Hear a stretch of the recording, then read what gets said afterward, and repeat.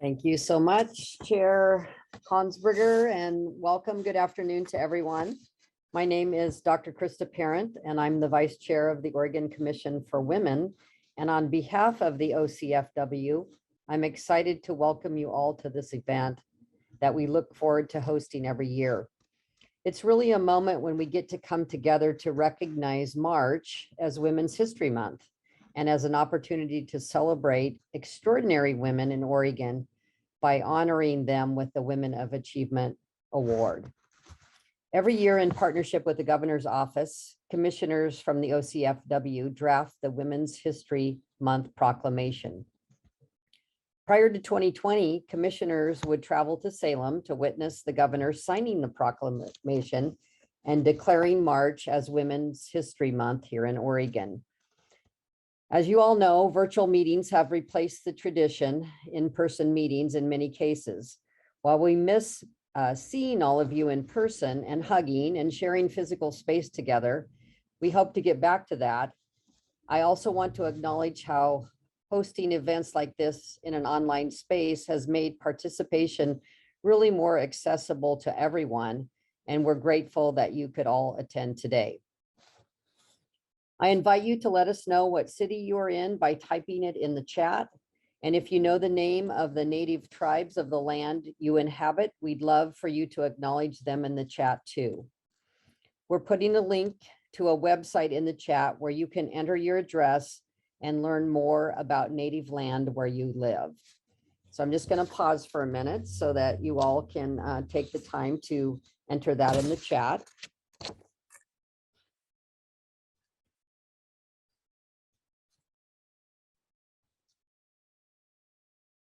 Okay, now I will read OCFW's land acknowledgement and we'll share it on the screen for you to follow along.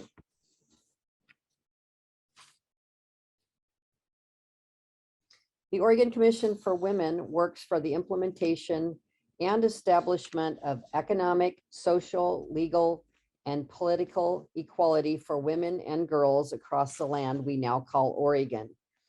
We honor and acknowledge the indigenous peoples who inhabited and stewarded these lands for thousands of years before the arrival of white settlers and the continuation of cultural, spiritual, and educational practices of Oregon's 9 federally recognized tribes and the members and descendants of unrecognized tribes across the Pacific Northwest.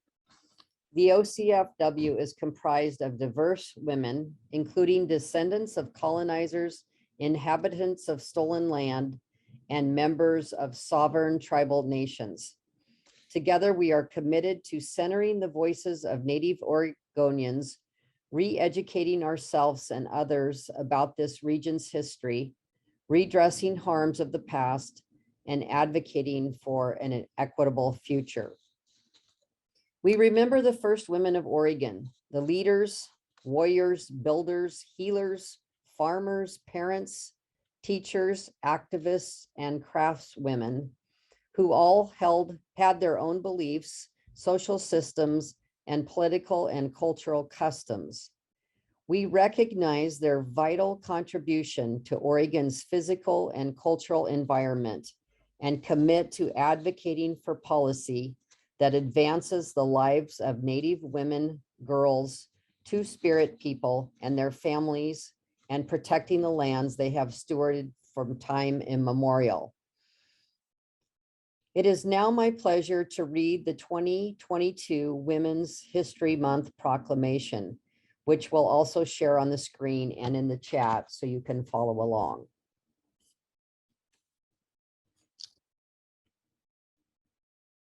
Wait for Albert to get that up on the screen.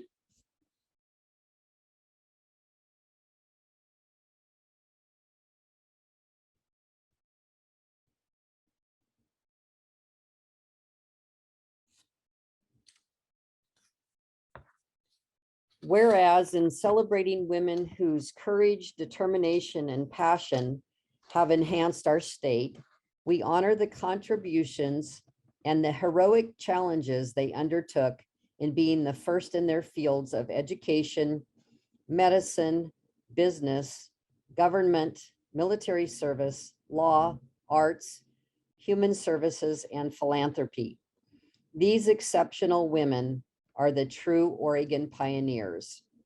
And whereas building on and honoring past female achievements, today's women of every age, race, ethnicity, sexual identity, gender identity and expression, ability, and socioeconomic background continue to make historic contributions to the growth and strength of their communities and their state. And whereas during Women's History Month, we recognize the positive advances for women, but recognize that more needs to be done so all women can gain gender equity and access to the prosperity of Oregon. And whereas we recognize the women and girls who have demonstrated tremendous resiliency and strength in the face of the challenges unique to women exacerbated by the pandemic. And whereas for all women to succeed in Oregon, they require access to employment with fair and equal pay, healthcare, affordable housing and childcare, safe homes and communities, education and training opportunities, and a clean environment. We proudly join with the Oregon Commission for Women to help women succeed in Oregon, for we know that when women succeed, Oregon will succeed. Now we are honored to share a short video that has been prepared by Governor Kate Brown.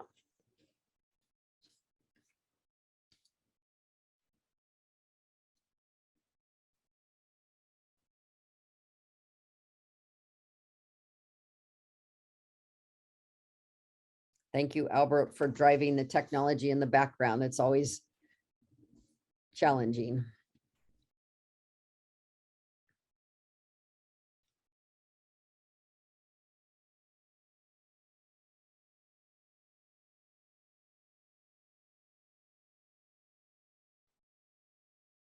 Hi there, Governor Kate Brown here. I'm so proud to proclaim March 2022 as Women's History Month. I want to send my best to the amazing women leaders of the Oregon Commission for Women. This is a time to celebrate women whose courage, determination, and passion have enhanced our state. Oregon has a long, proud history of incredible women making outstanding contributions while being the first women in their fields of education, medicine, business, government, military service, human services, arts, and philanthropy.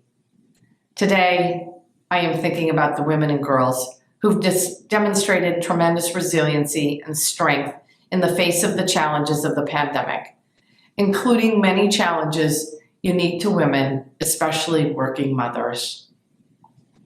For all women to succeed in Oregon, we require access to employment with fair and equal pay, healthcare, affordable housing and childcare, safe homes and communities, education and training opportunities, and a clean environment.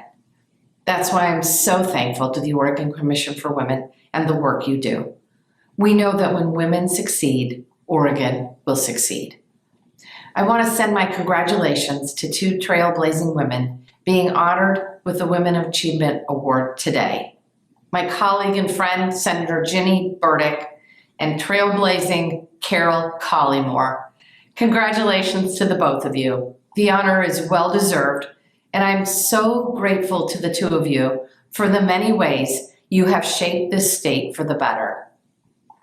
Together, let's continue the tradition of women leading in Oregon and building a safe, just, and equitable future for all. Thank you. Hi there, Governor. Thank you so much to Governor Brown, and I know she would have liked to have been with us in person, but we appreciate her message. Again, I would like to thank all of you for sharing this space with us and celebrating Women's History Month and the 50th anniversary of Title IX with the Oregon Commission for Women. It's my pleasure to turn it back over to OCFW's chair, Natasha Hansberger, who will introduce the 2022 Women of Achievement Awardees. Thank you. Thank you, Vice Chair Krista Parent. and good afternoon to all of you joining us today. My name is Natasha Hansberger, and I'm the chair of the Oregon Commission for Women. It is a great honor to have so many of you here supporting the two outstanding women of achievement who I'll be recognizing today. The Oregon Commission for Women was established in 1964 by Governor Hatfield. For 58 years, the commission has been committed to our statutory goals and strategic priorities, which includes advocating for women's issues at the state policy level, engaging community and state partners to promote equity for women and girls across Oregon, studying and analyzing issues affecting women and recommending policy remedies to elected officials. We focus on engaging and developing women leaders in all branches at the state level. And last, but certainly not least, we increase the viability and visibility of women's contribution and achievements in Oregon. Amplifying and celebrating women is something we take very seriously around here. In 1985, Oregon Commission for Women established the Women of Achievement Award, and since then, we have honored 105 awardees, including Judge Champon Sinlapasai, Justice Adrienne Nelson, Reverend Mary Overstreet, and Senator Avel Gordley. We've added a link in the chat, I believe so, for you to see the full list of past awardees. Now, it is my great honor to introduce the 2022 Women of Achievement awardees. The first Woman of Achievement that we're celebrating today is Ms. Karol Collymore. Karol Collymore is a justice warrior for marginalized communities who funnels her bottomless passion for equity into a plethora of organizations in the greater Portland metro area. She actively seeks to promote women and people of color in any work environment, creating a positive workforce for all. Since arriving in Oregon in 2003, Ms. Collymore's vision of a more inclusive and equitable world that celebrates each person's contribution and identities has translated into indelible positive impact for those served. As executive director of the Equity Foundation, she guided the organization through challenging times, ultimately merging with the Pride Foundation, resulting in lasting change and increased viability. She's a longtime board member for the Cascade AIDS Project, CAP, and currently president of the board, where she helped navigate a merger between Cascade AIDS Project and Our House of Portland. Ms. Collymore is the Inclusive Community Senior Director for Social and Community Impact at Nike Incorporation, where she leads a portfolio focused on philanthropy through the lens of race, gender, sexual orientation, and intersections therein. Her choices reflect the highest ethics of service to the people of Oregon, and her contributions have enriched all of us. It is with heartfelt thanks and admiration that we join her and many other supporters in honoring her contributions. We hereby recognize Karol Collymore as an Oregon Outstanding Woman of Achievement. Ms. Collymore, I can't hand you your certificate through the screen. That will come in the mail, but I can give you the floor for a few minutes. It is my pleasure to turn the time over to you, as I know you have many adoring fans who are excited to hear you speak. We are also very grateful for all that you have done for us as Oregonians. Ms. Collymore. Thank you. Thank you so much, Natasha. What a wonderful welcome. Good afternoon, everyone. First, I want to thank the Oregon Commission for Women, the state of Oregon, and my wonderful circle of people who nominated me for this award. When I moved to Portland, I had no idea what I was doing.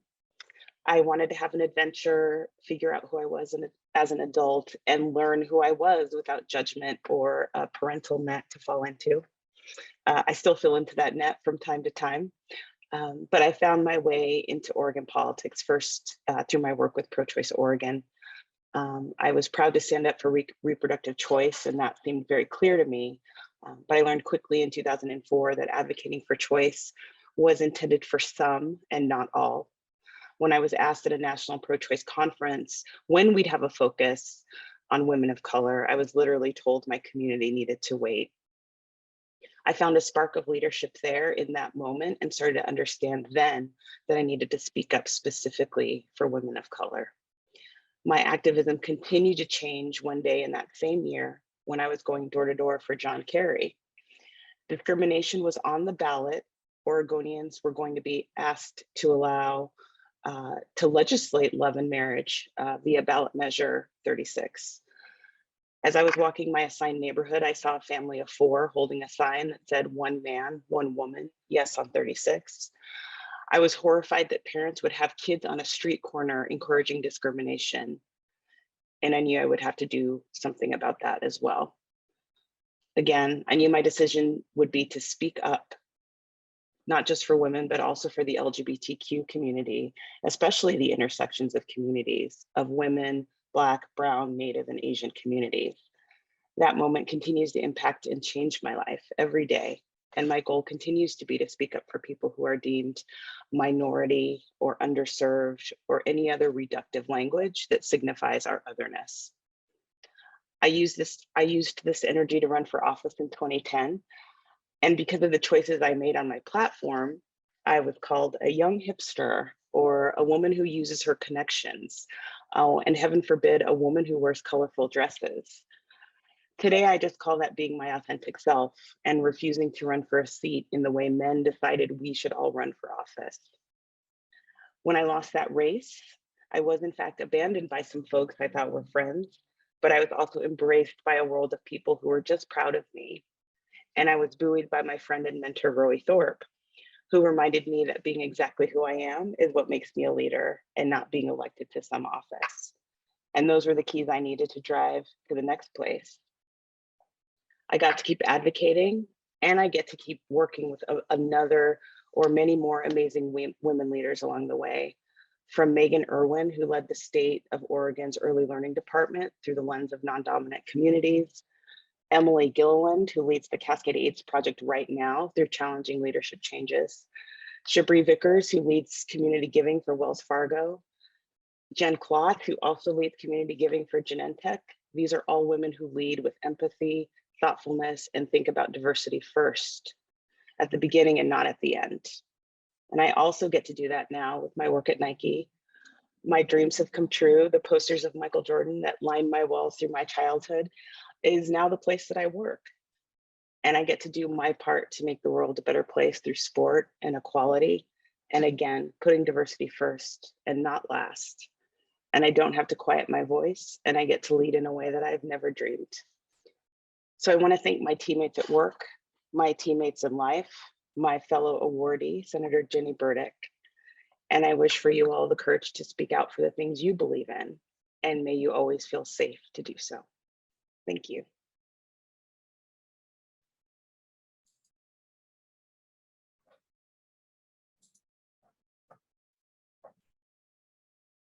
Ms. Karol Collymore, I intentionally gave a few seconds for us to process your profound and poetic words that we have truly enjoyed them. And thank you for embracing your authentic voice.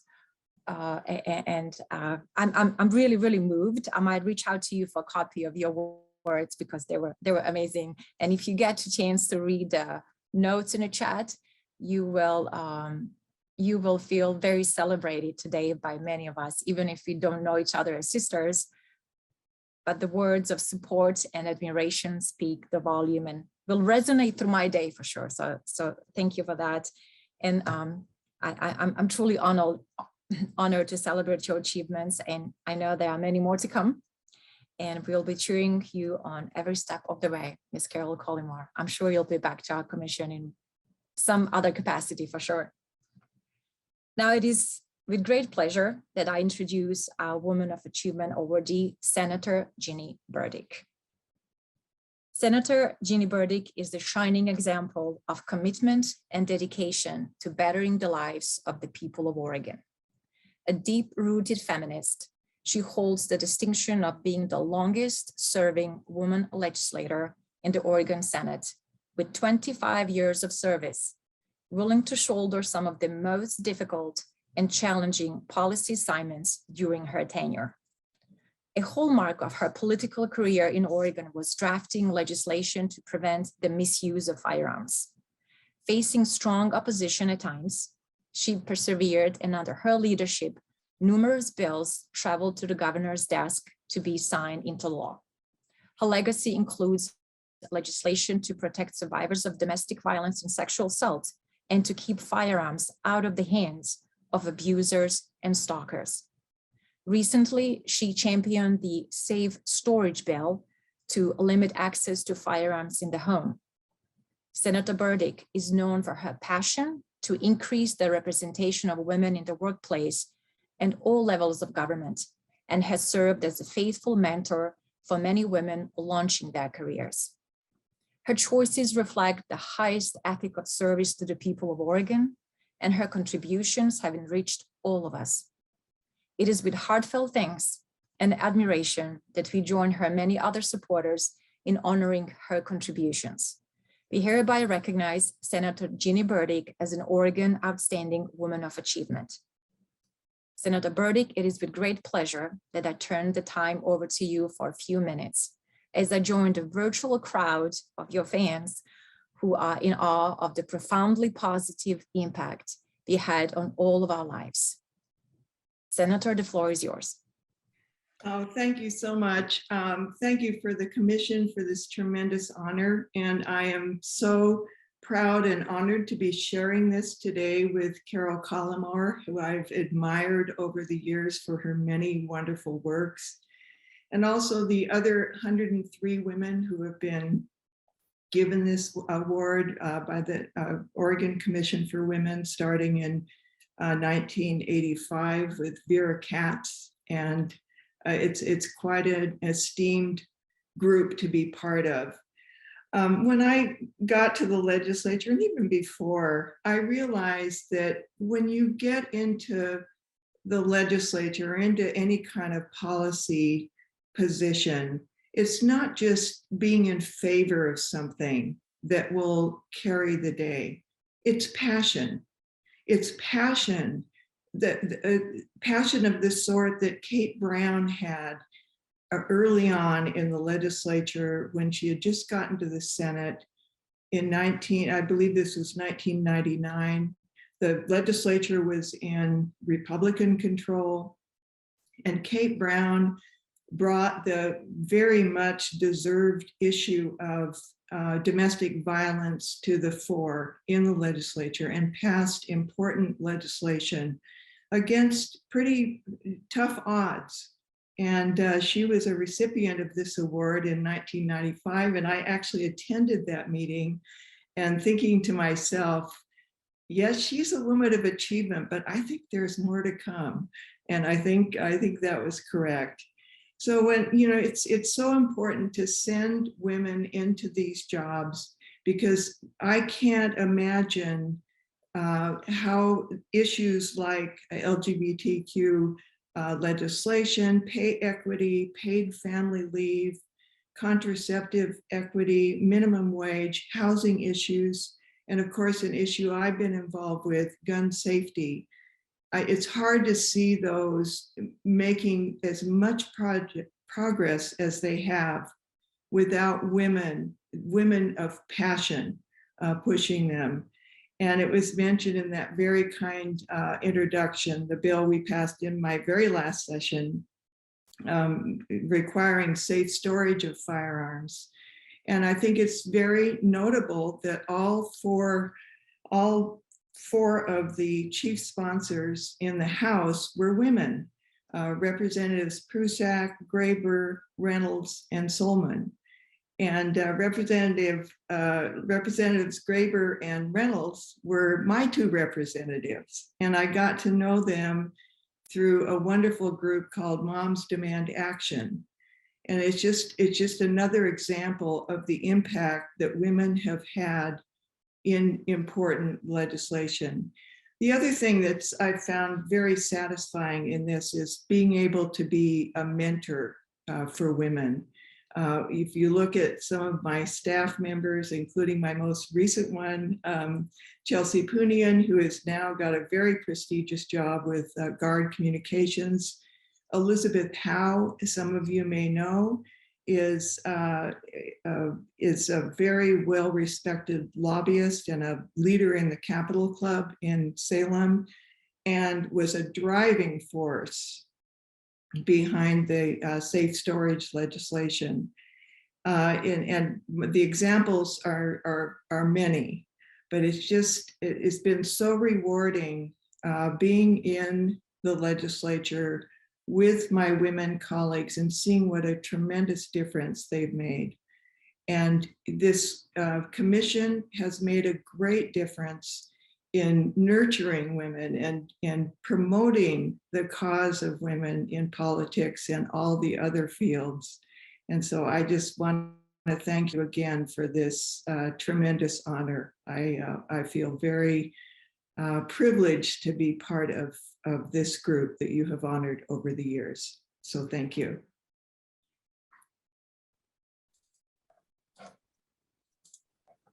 Thank you, Senator Burdick. Very beautiful and powerful words. It is very intimidating to speak after you, I must admit, because your wisdom and your experience is overpowering. And I'm grateful for you stating and emphasize the need to nurture our relationship across sectors and cross professions. Thank you for reminding us of that and being a great role model to many of us, and teaching us and reminding us to do that for one another in this world in particular, especially post-pandemic, when many unknown issues surface and old issues keep resurfacing. Your voice is critically needed, and we will follow both of you and Ms. Karol Collymore into 2023 and see what amazing work you continue to do. Would like to wish you all the best, Senator Ginny Burdick, with your new role on the Northwest Power Planning and Conservation Council. I'm confident, our commission is very confident that you will make some tectonic changes in that area of work as well. So thank you for that. Please join me in congratulating Karol Collymore and Senator Ginny Burdick, the 2022 Women of Achievement Awardees.